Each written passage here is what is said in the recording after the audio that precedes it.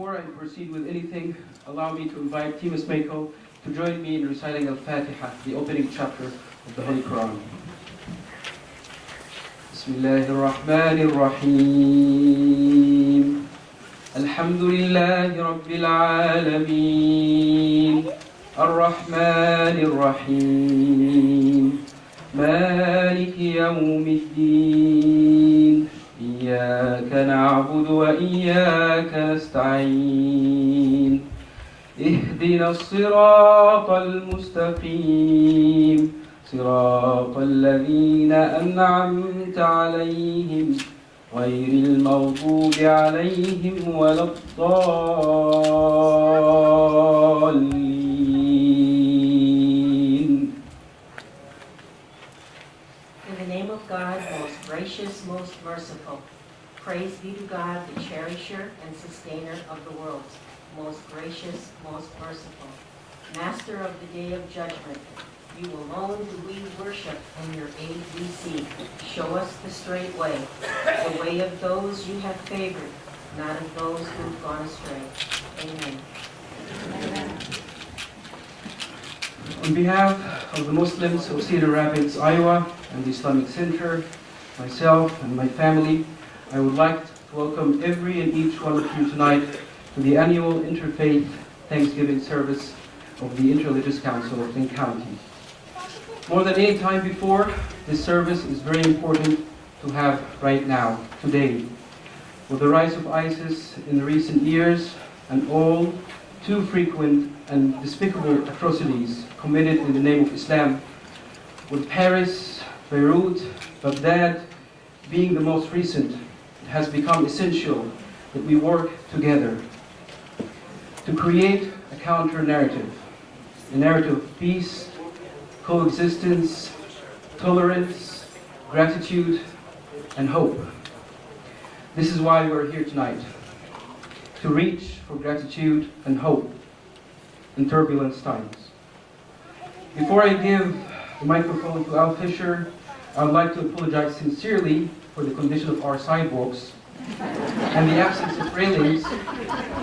We just had our parking lot done a few weeks ago, and we were not allowed to use salt on it. And while we were allowed to use railings, we are still in the process of getting bids to restore them. So I apologize for this. We're also, so also a small correction to the program that you all have in your hands, at least some of you, because I just was informed that we are running out of them.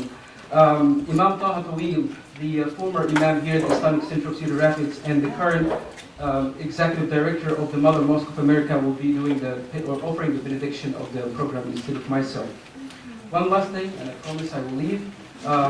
Please join me in a moment of silence for the victim of violence and oppression around the world.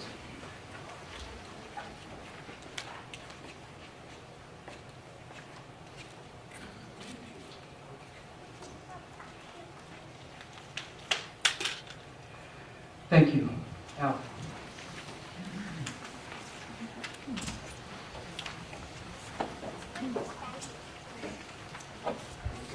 Thank you, Imam Salim, and good evening. It is exhilarating to see such a wonderful crowd here. On behalf of the Interreligious Council of Linn County, I thank you for coming to our annual Interfaith Thanksgiving service. I would especially like to thank Charles Crawley, the co-chair of the event committee of the council, and Rabbi Todd Thalblum, the president of the Interreligious Council, who could not be with us this evening, for putting this service together. And to thank Hassan Salim, the imam here at the Islamic Center, for hosting and providing the refreshments for the reception after the service, to which you're all invited. This is the first time that this service has been held here, and I believe that it is a landmark occasion, a momentous moment, a cause for gratitude and celebration. I also want to thank all the participants in this service, especially those offering thoughtful readings and prayers about Thanksgiving from their various faith traditions, and Joan Thaler of Temple Judah for her creation of the lovely artwork that graces the front and back pages of our bulletins.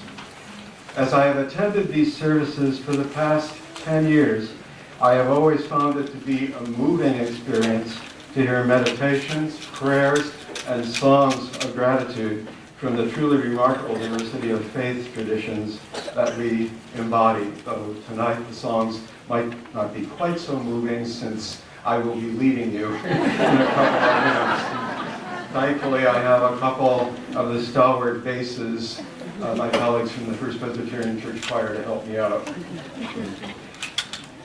As the Imam noted, hatred and violence committed in the name of religion and vengeful and unjust responses to them seem to be increasingly common facts of life in our nation and world today. In the years since the 9/11 terrorist attacks on the United States, anti-Muslim hate crimes in this country have been occurring at an alarming rate. Today, Muslim Americans are 5 times as likely to be victimized by such crimes as they were before the war on terror began. And the number of explicitly Muslim hate groups has tripled. That is, groups directing their animosity and violence toward Muslims. We have just heard a leading presidential candidate say that this country has absolutely no choice but to close some mosques. And in a recent poll of citizens in North Carolina, 40% said they thought the practice of the Muslim faith should be made illegal in this country, and 72% said that a Muslim should not be elected president. At such times of terrible animosity and misunderstanding, it is more urgent than ever that we gather together in worship with our brothers and sisters of other faiths, that we affirm our respect and affection for one another and strive to understand one another, that together we renounce all violence done in the name of religion, and that we stand in solidarity and support with each other, especially now with our Muslim friends. As Professor Todd Green of Luther College stated in a recent guest column in the Cedar Rapids Gazette, the majority of ISIS's victims are Muslims. We must be careful not to perpetuate the bigoted habit of branding our Muslim neighbors as terrorist sympathizers simply because of their religion. To stand with Paris, to stand with the victims of terrorism, is to stand with Muslims as well.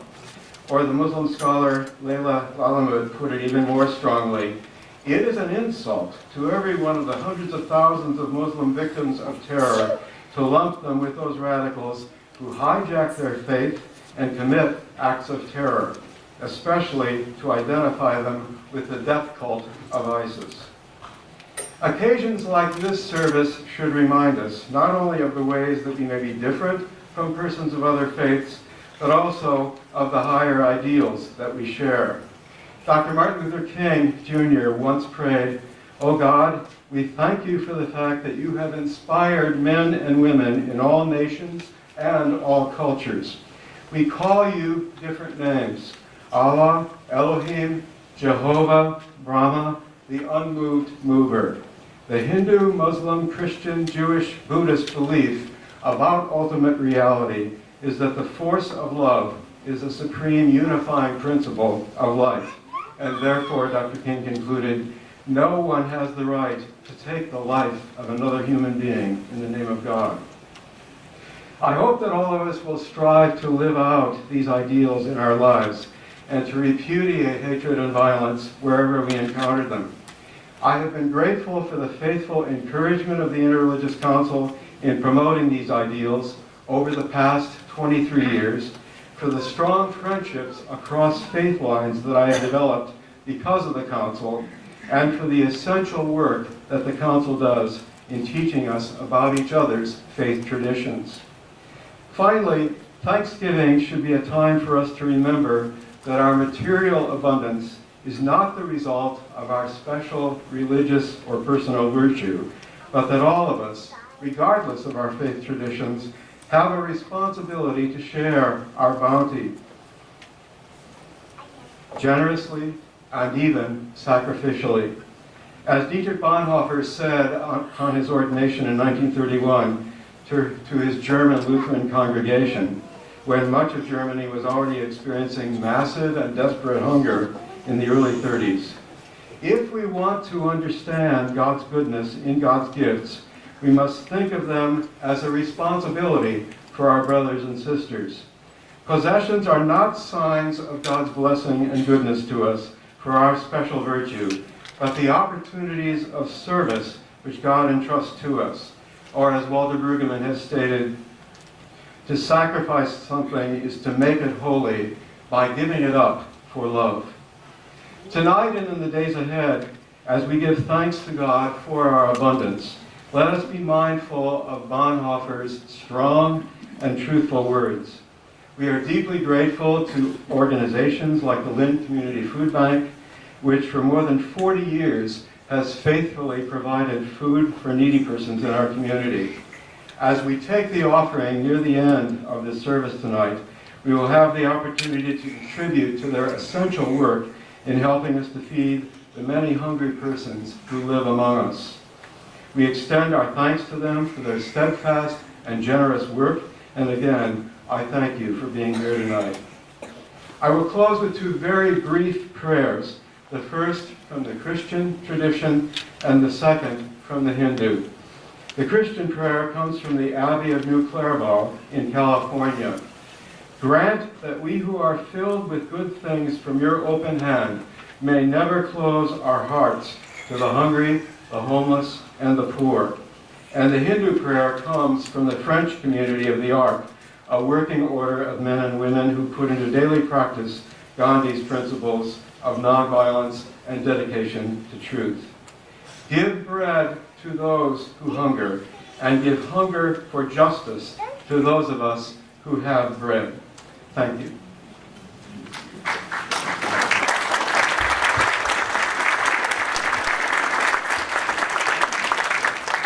Now, if you'll please turn with me to the first of the two hymns in your program and sing along.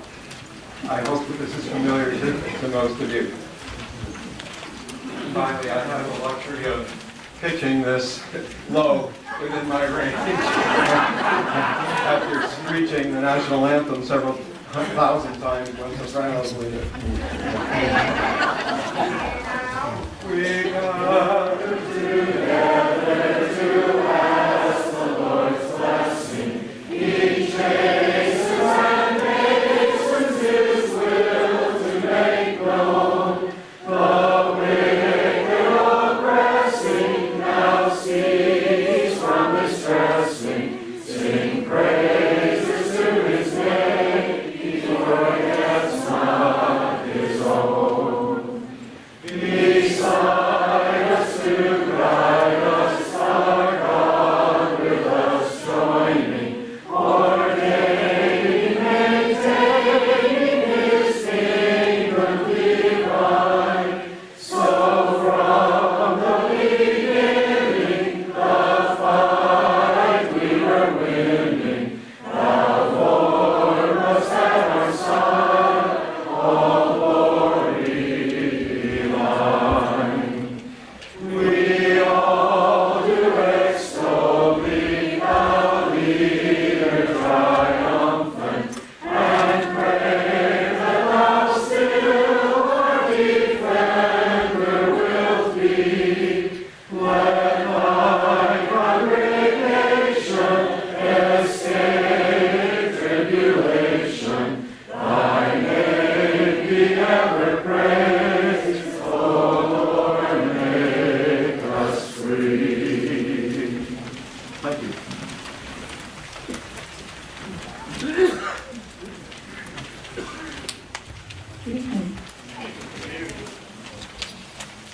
Beneficial action means to employ skills beneficial to living beings high and low. For example, one watches over the road far and near. Working out means to benefit others. One should pity even an exhausted turtle and take care of an ailing sparrow. When one has seen an exhausted turtle or ailing sparrow, one doesn't want their thanks.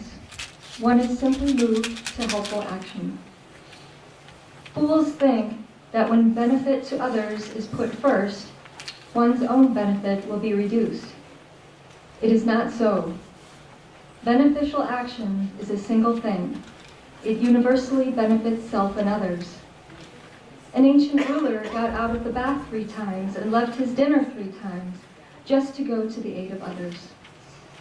He was not unwilling to educate the people of another country. So one should help equally those who are unfriendly and those who are friendly. It is to the benefit of self and others alike. If one acquires this heart, even in the plants and trees, wind and water, the principle of beneficial action, being inherently non-reversible, will indeed be beneficially acted out. One should wholeheartedly strive to rescue all beings. Thank you.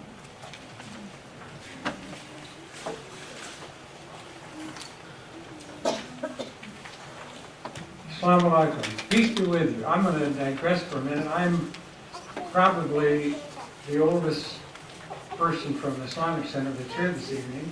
Born and raised in Tyne-Czech, attended Roosevelt, University of Iowa, served in the military, returned to Cedar Rapids in 1965. And just as a sidelight, I think it's something that I'm very proud of, that my older brother was instrumental in establishing the LSYMCA, but in the 70s, I was elected as president of the board of directors of the Metro YMCA.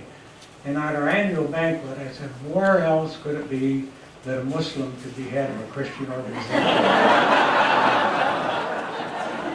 Anyway, thank you. In the name of God, most gracious, most merciful, it is not righteousness that you turn your faces toward the east or west, but it is righteousness to believe in God and the last day, the angels and revelation and God's messengers, to spend of your substance out of love for Him, for your relatives, for orphans, for the needy, for the wayfarer, for those who seek assistance, and for the freeing of human beings from bondage, to be steadfast in prayer and practice regular charity, to fulfill the contracts you have made, and to be firm and patient in distress, in adversity, and through all times of peril. Such are the people of the truth, the God-fearing.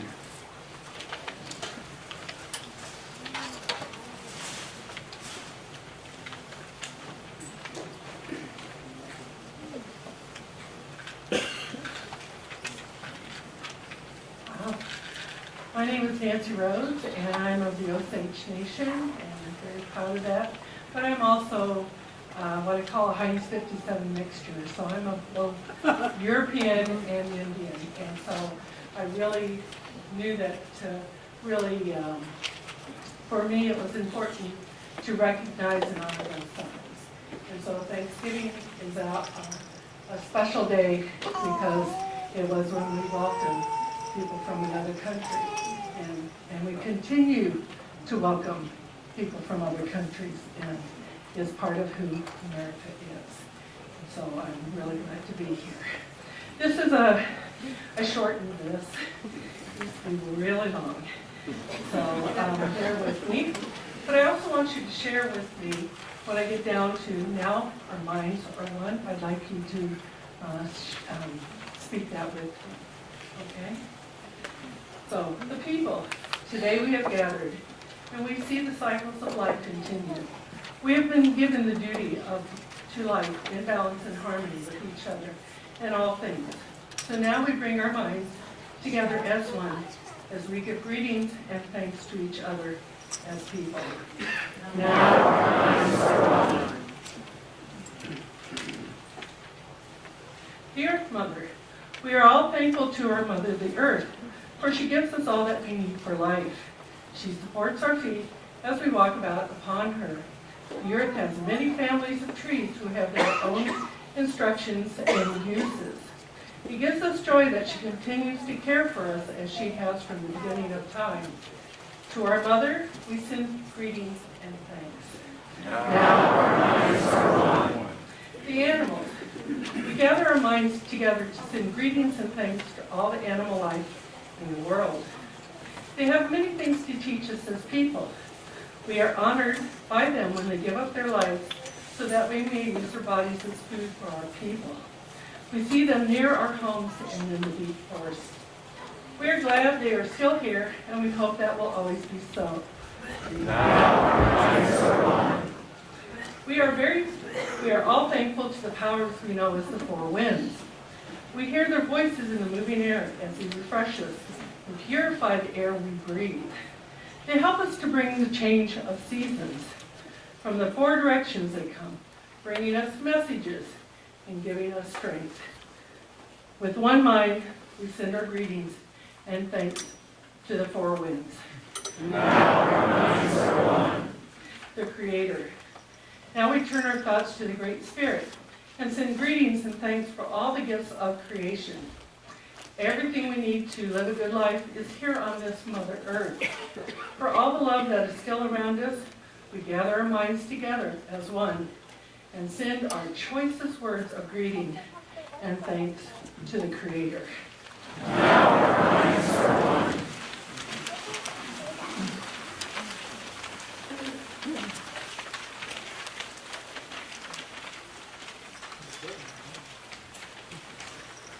Oh God, our God, we thank you. This is a time of thanksgiving. We thank you, God, for the gift of life and for the strength to bear both joy and sorrow. We thank you for the miracle of each new day, the sunrise and sunset, the moon and stars. We thank you for the brilliant beauty of fall leaves, the reds and golds and browns, and for the eternal promise of their green return. We thank you for the blessings of family, for parents and children, for siblings and friends. We thank you for the chance to live our lives together. Oh God, our God, we thank you.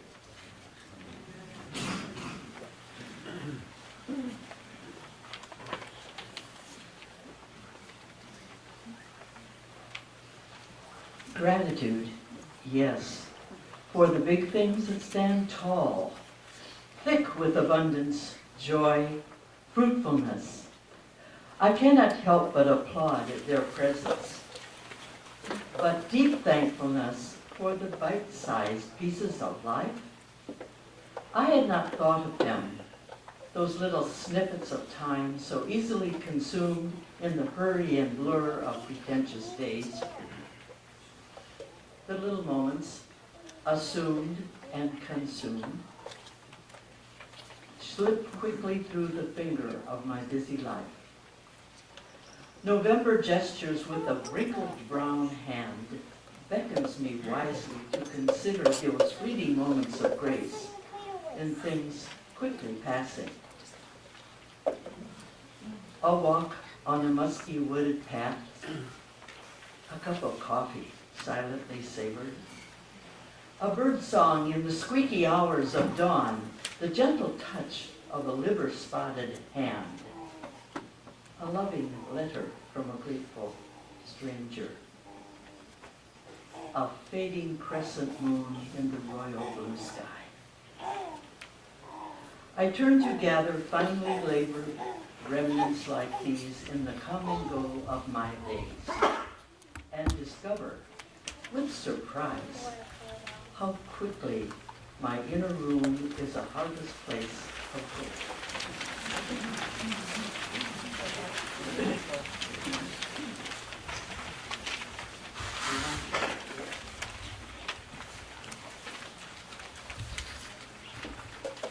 Namaste. Brothers and sisters, I'm going to read a poem from where expresses Vedanta philosophy. Here, after reading this, there are a few more lines. I have got the permission of Al to read those lines also later. O Lord, please accept our offerings, bless us, make us pure and all loving. May we not accuse, demand, or complain, but love, respect, and cooperate with all. May we not find fault with others, but try to find our own faults. May we not treat others as strangers, but learn to make all our own. May we feel the whole world to be our own. Peace, peace, peace be unto all. This prayer is universal as it emphasizes on oneness of existence.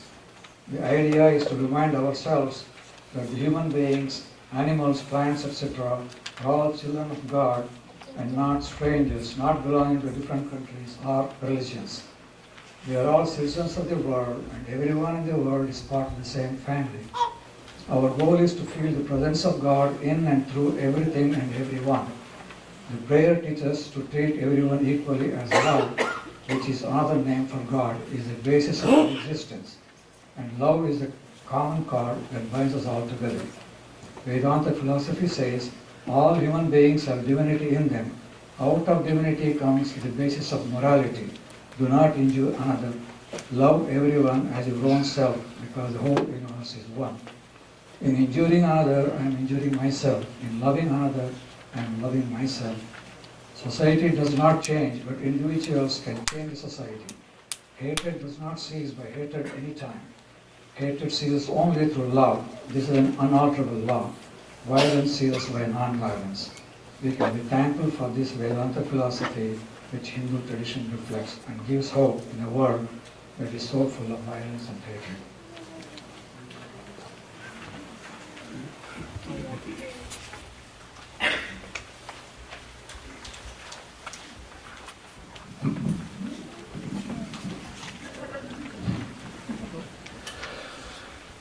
Be generous in prosperity and thankful in adversity. Be worthy of the trust of thy neighbor and look upon him with a bright and friendly face. Be a treasure to the poor, an admonisher to the rich, an answerer of the cry of the needy, a preserver of the sanctity of thy pledge. Be fair in thy judgment and guarded in thy speech. Be unjust to no man and show all meekness to all men. Be as a lamp unto them that walk in darkness, a joy to the sorrowful, a sea for the thirsty, a haven for the distressed, an upholder and defender of the victim of oppression. Let integrity and uprightness distinguish all thine acts.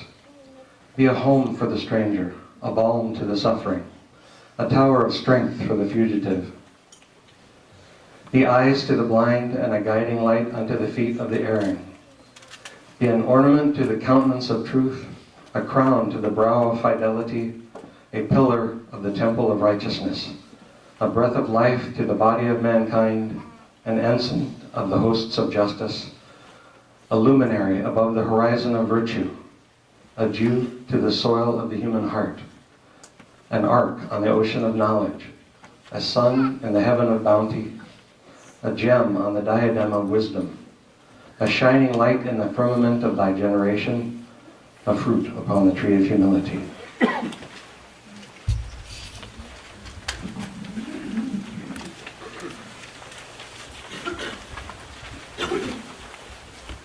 Again, I want to thank all of the participants for their very thoughtful contributions. Our speaker tonight is Dr. Carlos Grant.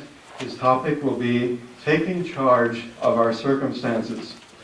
Dr. Grant was born in Winston-Salem, North Carolina, and raised in Columbia, South Carolina. He holds several degrees, including an educational doctorate in leadership and superintendency from the University of North Carolina at Charlotte. Dr. Grant has over 15 years of experience in the educational field, starting with being a high school science teacher, an assistant principal in the Charlotte schools. Prior to living in Iowa, he was the academic director of York Preparatory Academy, a K-12 public charter school. He is currently the principal of Metro High School in Cedar Rapids, which has some unconventional and I think very intriguing goals. They want particularly to directly affect the shortage of current and future skilled workers in technical areas.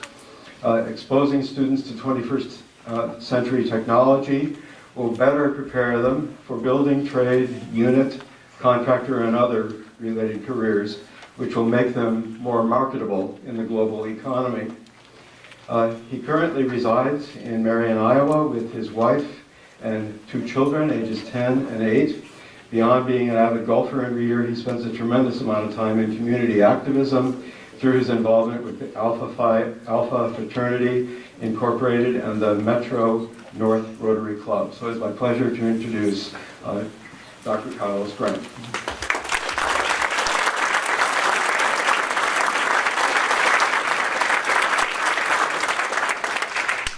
Thank you, Al. I appreciate that introduction. That was great, man.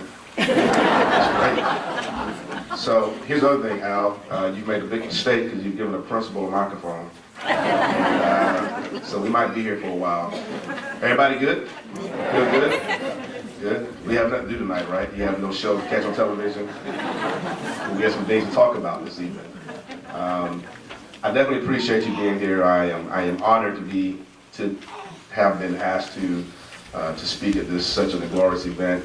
I think it's phenomenal that we have the ability in an interfaith way to come together and share ideas and get to know each other.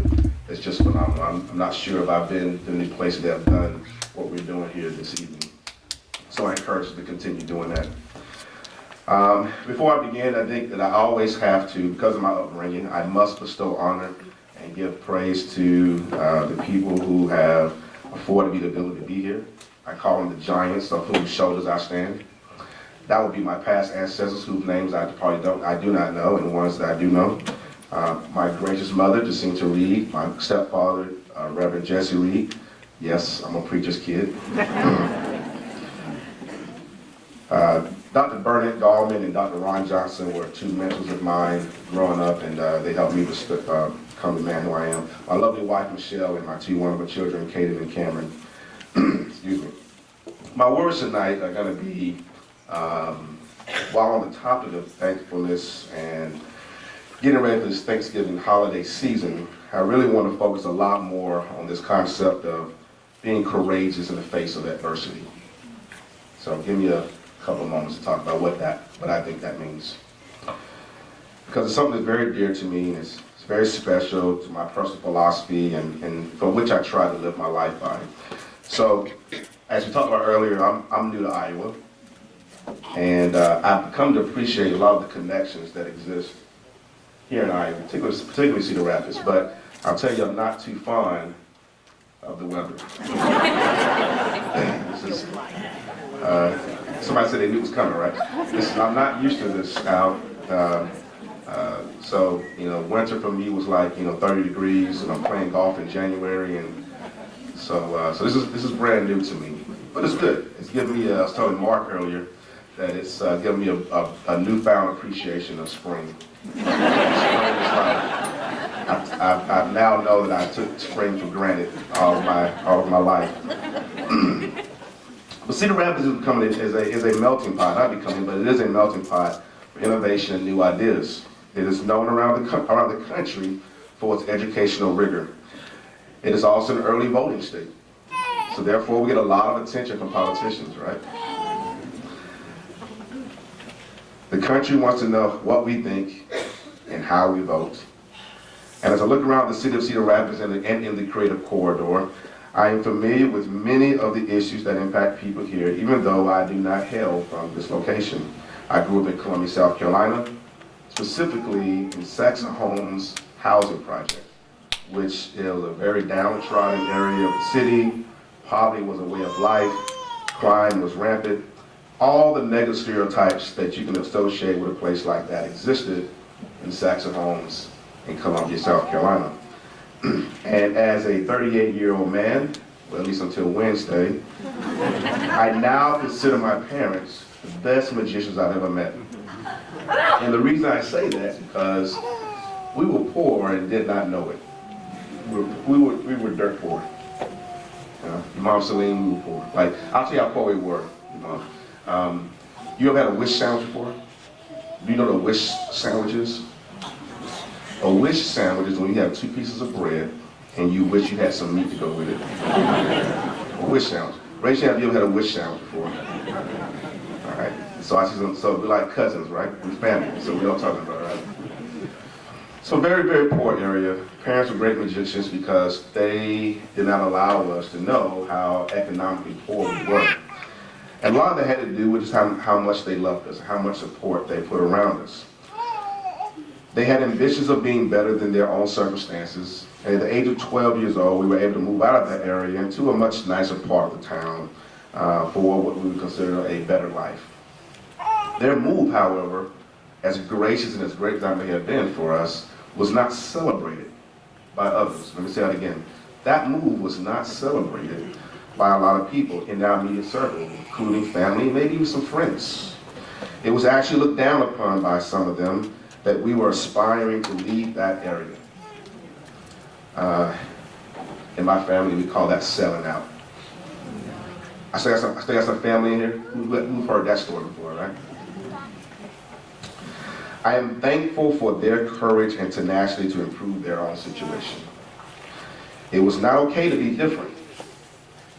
It was not okay to be different in that standpoint. It was not socially acceptable in that circle to be different. It was not okay to challenge your negative circumstances. It was not okay to challenge the thought process around economic empowerment and financial freedom. Some of those same attitudes and beliefs still exist today, as they always have. But we gotta make sure we fight against those negative stereotypes, right? It's those negative attitudes. These negative attitudes exist in most issues. They exist in how we develop financial freedom and empowerment. It exists with immigration policies and discussions. It exists on how we regulate firearms in this country. Uh-oh. It exists on how we address law enforcement agencies that abuse their authority. Likewise, it also exists on how we mislabel and mistreat upstanding law enforcement officers. Because that needs to be said as well. Not every cop is bad. But we must hold those who mistreat their authority in the proper fashion. These same negative attitudes exist in how we design education for our babies. They even exist in how we treat our own selves. So let's talk about what it means to be different for a second. So being different means not being afraid to challenge the norm, being willing to take chances and ask the very important question of why. Making your own track, not just following the well-trodden path, charting your own course and destiny, and being the person that you were meant to be. So I truly believe that everyone is born unique. I truly believe that, particularly as an educator, we talk about all the time that every child is his own child, and we need to treat each student as themselves. But through the years, we work very hard to be like everyone else. If I get in trouble, just tell me and I'll stop, okay? We conform to society's so-called common sense. Unfortunately, it is just that, common sense. This does not mean that it's good sense. If we aim to give hope to the world, we have to take charge of our own humanity and be brave. Let's be brave and bold in our resolve. Being different may call for certain sacrifices. This means being bold and purposeful in how we relate with each other. That's why I'm so encouraged by what we're doing here tonight. The fact that we're in one building, that we're in a mosque, and we're willing to say the things that we're saying tonight is phenomenal.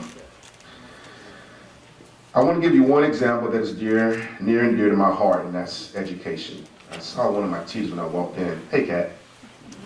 Kat is one of my teachers at Metro. Any other Metro teachers here tonight? Okay.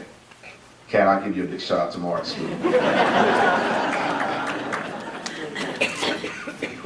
If we were to just take the people in this room, it is likely that most of us have spent anything from 15 to 20 years getting an education so that you can get a job to have. But doesn't it strike you as irresponsible that one can spend so much time getting an education, and I put that in air quotes, and yet so many people don't make any deliberate effort to develop their greatest asset, which is themselves. Most people think they have qualifications and that's it. So I have a doctorate degree, and I worked pretty hard for that doctorate degree. I really did, Mark. It's been a lot of nights away from my family to get that degree. But that doesn't make a person, right? That's not what it's all cracked up to be. And so we have to be fundamentally sound on growing ourselves. Most of us will read. Some people do not want to pick up a book and read. But every day our life is an examination. Every day you either pass or fail that test of life. Every day is an opportunity that we can grow beyond our present barriers, circumstances, those negative circumstances. And every day is a chance to become a better person. As I think about the theme for this evening, building hope and gratitude in violent times, that's a phenomenal theme. So whoever committee to come up with that was pretty inspiring. I'm drawn to believe that we need to give people the opportunity to live sufficient lives. The link between violence and hopelessness is very strong and very real. I have taken a personal mission in myself to aid in the reversing of systematic cycles of poverty, which is the source of many social ills, not all, in our society. My life story draws me to that mission. Seeing the world through that prism draws this passion. The way I consider it, it is life or death for our babies. And I truly, truly believe that. Not just in Cedar Rapids, but I'm talking around this country, around this world.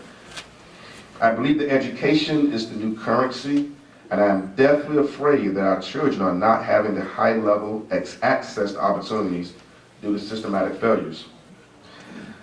Just take for a second, just some statistics. 2010 census data in this area. The poverty rate in Oak Hill Jackson, which is a close and near neighborhood to my school, is at 42% poverty. Westdale's at 24%, Taylor's 24%, and the city of Cedar Rapids overall is right at about 7%. I believe that this can be impacted greatly by how we prepare students in school. Preparation for four-year colleges, while great, is not the only avenue to success. And it is vitally important that we directly impact the shortage of current and future skilled workers, particularly in what we call the STEM careers. That's science, technology, engineering, arts, and math, and gives students opportunity to do real learning in an innovative way, making it marketable for our global economy. Now, that's a bold statement to make, people. I'm gonna say it again. That's a bold statement to say that four-year college is not the only avenue to success. But you know what? I'm gonna be brave and say it because it's true. College debt says it's true.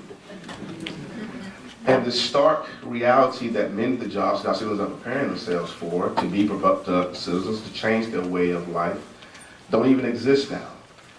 But yet we design education in a way that mimics 100 years ago. We still march them in and march them out. And I want to challenge that openly and publicly. Because we're family, right? This may involve strategic student recruitment into paid pre-apprenticeships that lead to college certifications, including associate's, bachelor's, or graduate degrees, majors that include architecture, technology, carpentry, construction, masonry, technology, plumbing, civil engineering, and a viable career in those areas. It's okay to go into a skills trade. It is okay to go into a skills trade. I know so because I paid a gentleman $80 to look at my air conditioning unit, who I know I have more education than he does. And I paid him $80 to look at it. Then I wrote another $150 check to fix it. And it took him 15 minutes to do that. I'm in the wrong business, Al. I'm in the wrong business, man. So here's if I can leave you with one piece of advice, it would be this, simply this: challenge the status quo. Society celebrates mediocrity so much that it does not take much to set yourselves above the rest. Doing that one thing regularly will put you way above the rest. Read books that challenge you and that make you think. I challenge the educators, so Kat, I'm challenging you, Kat, and the general public to encourage young people to expand their world knowledge, push beyond rote memorization, and task-oriented learning. I understand that it is quite daunting to say that, particularly in a college town like Cedar Rapids or Iowa City.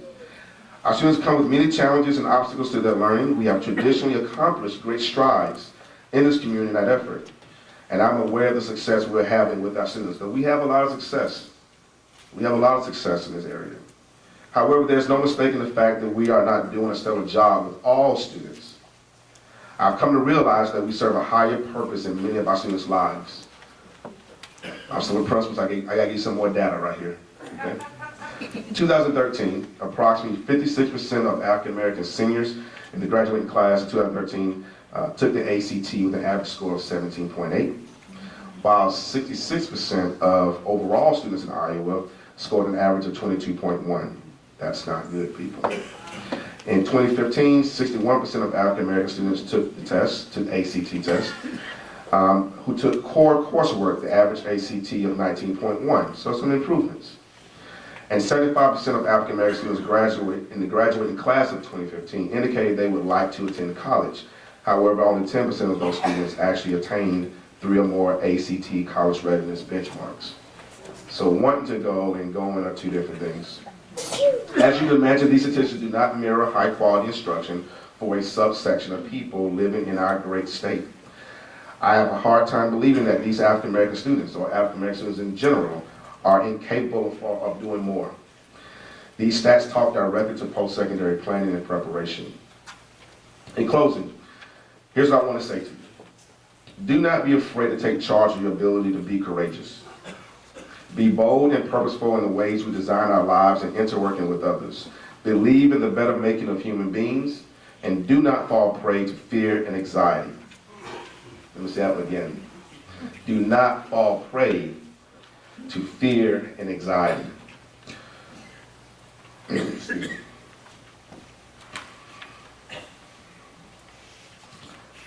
So when you have a lot of pages, lose the page, right? I'm sorry, there you go. Find a greater purpose for your life and then do it. Right? I found great resolve yesterday listening to Pastor Larry Sohn. He's the leading pastor at First Assembly here in Cedar Rapids, and he said his message that moral cowardness is to get along with the flow. He said it takes courage to stand up to evil. Do not be afraid to take a stance. And that sunk in with me. That really stuck with me. And I said I want to say that tonight. Likewise, I welcome you to look status quo square in the eye and challenge it. Let's not be afraid to question, answer, or counter to our better nature as humans. Thank you. I appreciate your time.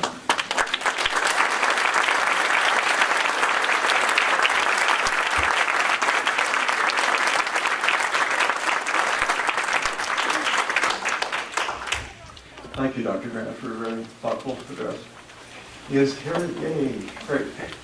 I'd like to introduce now Carrie Briner, who is president of the Lynn Community Food Bank, and the proceeds from the offering we'll take in just a moment will be given to the Community Food Bank, which meets the needs of many, many hungry Cedar Rapidians each year.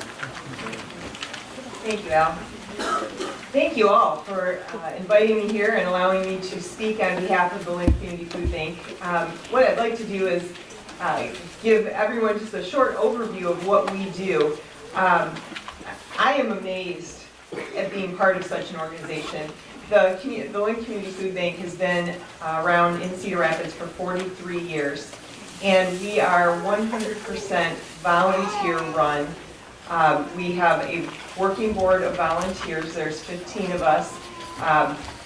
And when I say working, today we were down in the basement of the First Presbyterian Church at 8:30 in the morning, unloading boxes and picking up deliveries of food. So we work both mentally and physically. We have all of our volunteers that help in the food bank do so out of the goodness of their heart, and they are a wonderful group of people. And we are feeding the community in such a way as to provide an emergency 3-day supply of food to families in need. And we do so every single day, Monday through Friday, from 1 in the afternoon until 3:15, and we serve as many families as we can during that time. We have a regular grocery list that we feed to people, so every time they come in, there's a regular grocery list they get. And then we have pre-choice items from all of the donations that come in, and we are happy to be able to supply those to the community also. To date, for 2015, we have served over 5,600 families, providing food for over 10,000 individuals. Today alone, we served 67 families in need. That was a record, and It was, we were happy to serve that many. Unfortunately, we didn't even serve all that came to our doors today. So there is a need in the community, and it is through donations of the community that we keep our doors open. All of the donations that come in our door go back out into the community to help support it and help feed all of the hungry people. We are having some new innovations in the food bank.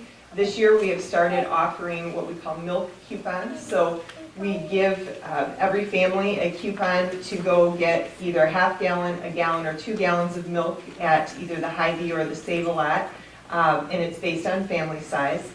We allow our families 12 visits a year, and they can use those on an as-need basis, so they could come 12 times in 1 month if they needed it.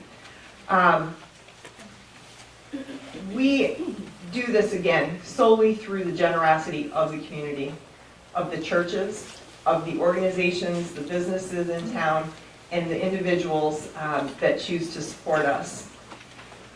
I think the most important question is, why do we do this? And we do this, I know every single person that I work with at the food bank does this to make a difference in the community. And we do make a difference in the community. Today, we made a difference to the mother who walked literally 15 blocks with her 2 small children, 3 years old and 2 years old, walked them 15 blocks just to come get food. Stood outside for 2 hours in the cold waiting for us to open. She was one of the last families we served today. But you know, that mother also made a difference to the people she sat with in the hallway today, because one of those people gave her a ride back home and walked in not knowing her. And that mother and all the other 66 families we served today and the 5,600 families we've served over the year make a difference to each one of us. And it's because of donors such as you that we are able to make that difference and that we are able to feel the difference. So thank you so much. We are so appreciative of being able to help the community and of being supported by the community. Thank you.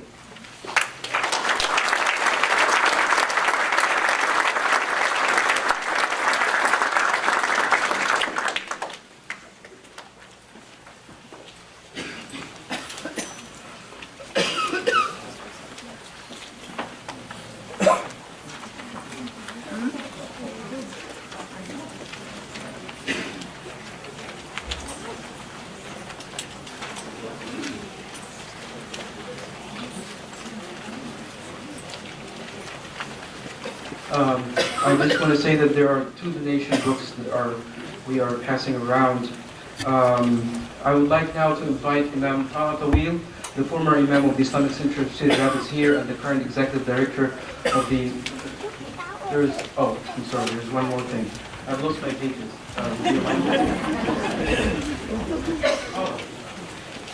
Yes.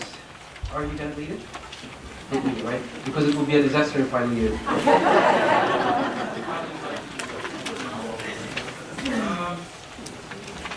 Sure.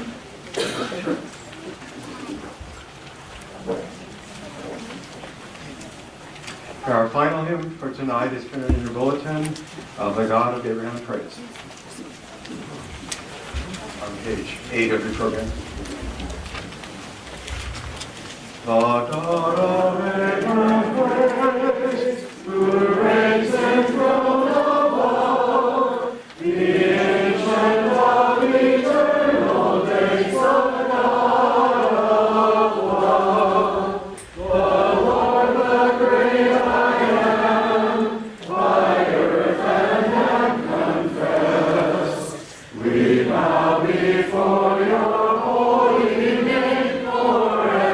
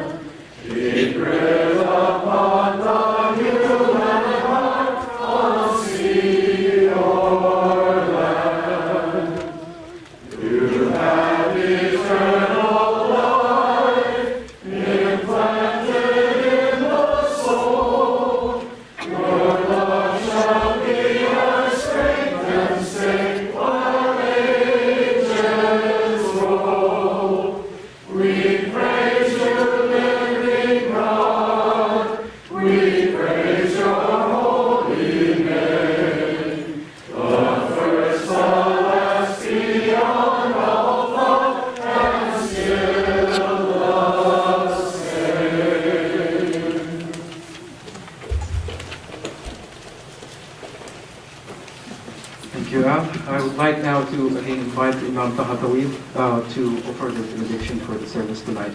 And then I have one more announcement after he's done. Thank you.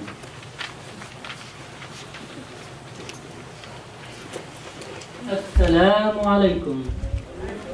Shalom, shalom alaikum. Peace be upon you all. There is one chapter in the Quran that all Imams agreed that if the Quran only have that one chapter, it will be sufficient. That chapter is 103, which we call Wal Asr. In this chapter, God Almighty told us the characteristic of the Muslim community, especially in a violent time, in a hard time, in a difficult time.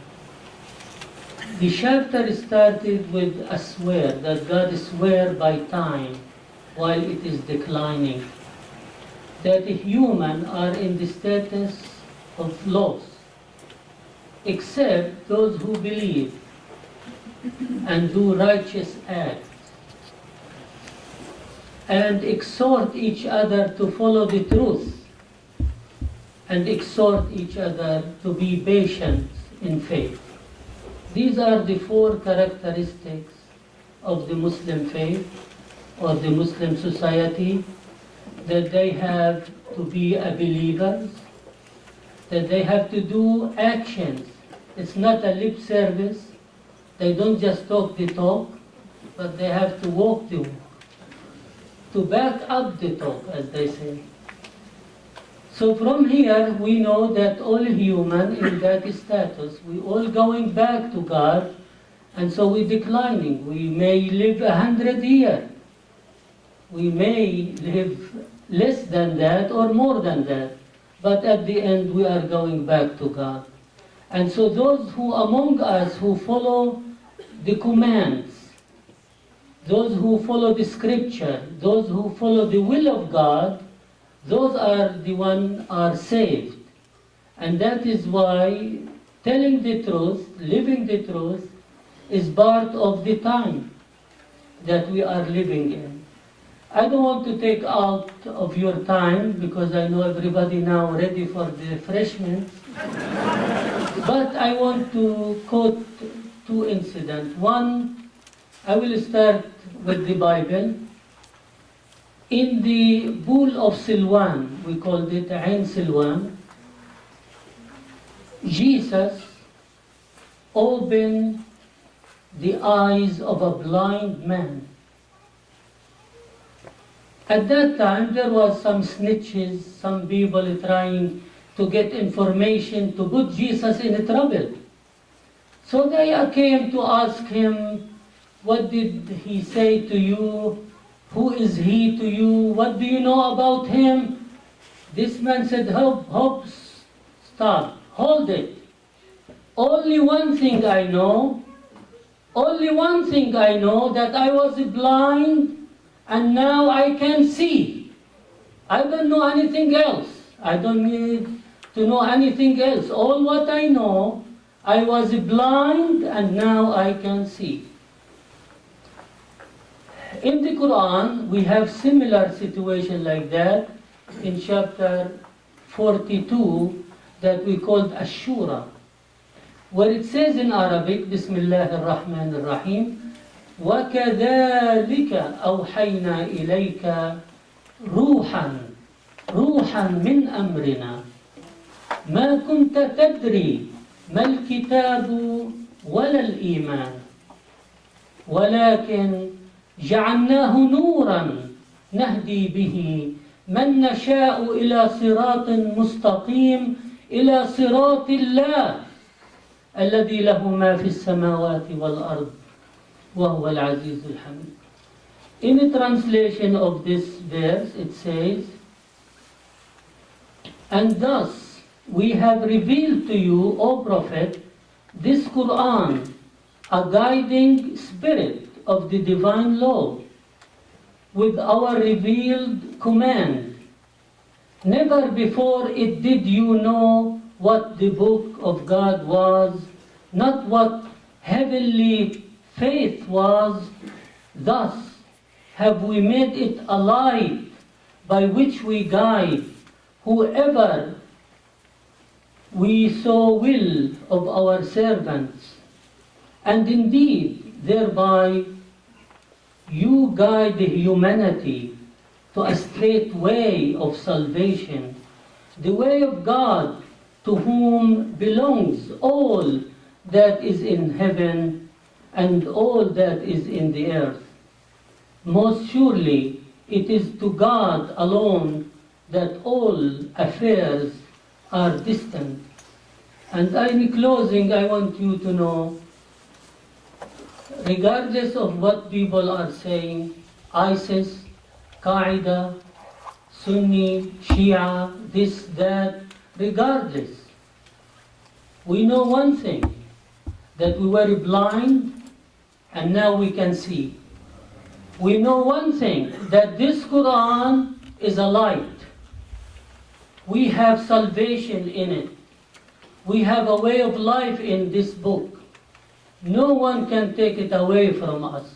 Those criminals, they will be facing God soon because they hijacked our name and they hijacked our religion and our Quran. This is not the way Muslims believe. We have been over 100 years in Iowa. We have been over 100 years, and Brother Mo, he just told you, he was born here. He went to Roosevelt, he went to University of Iowa, he served in the army, all of that, and he's still American and he is still Muslim.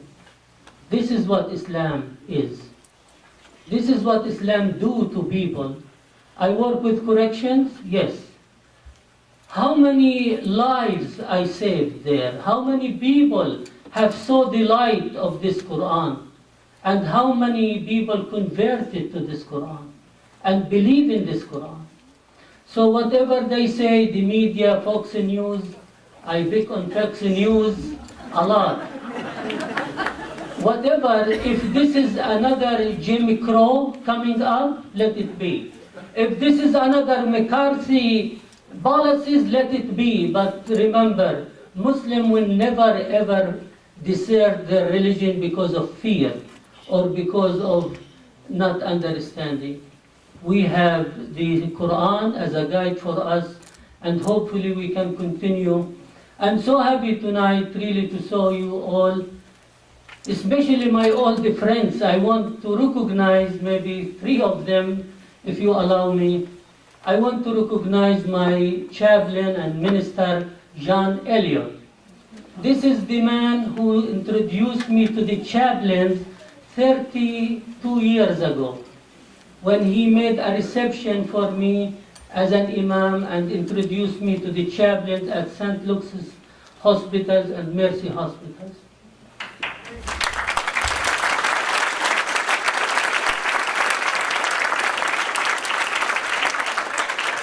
And I also want to thank my teacher and my monitor, Cedric Loftal.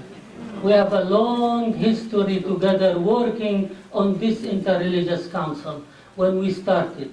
Thank you, Mr. Cedric.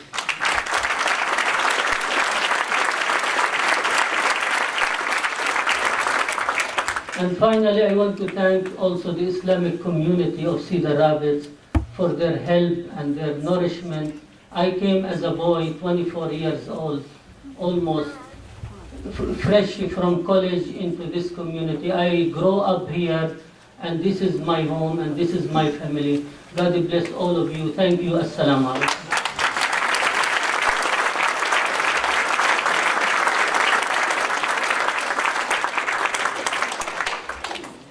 Thank you, Imam Taha. I think everyone right now is ready for refreshments and for snacks. So I had one request, but I don't know if it's appropriate, so I will have to get your agreement first.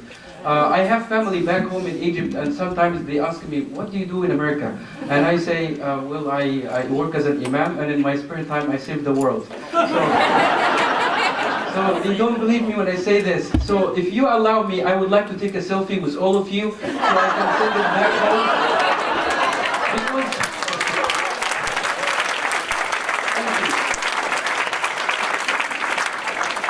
Thank you very much, because I have a bit and I don't want to lose it. Thank you.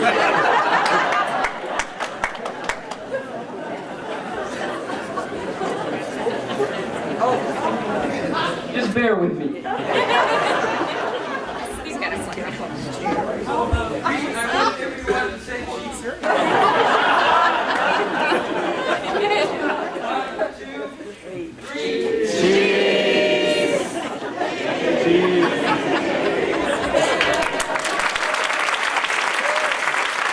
Thank you.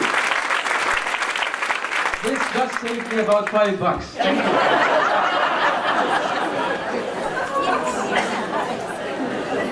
Please feel free to enjoy the refreshments and the snacks.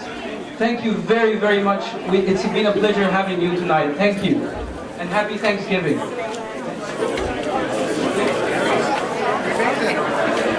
Sorry, guys. I hope that she did not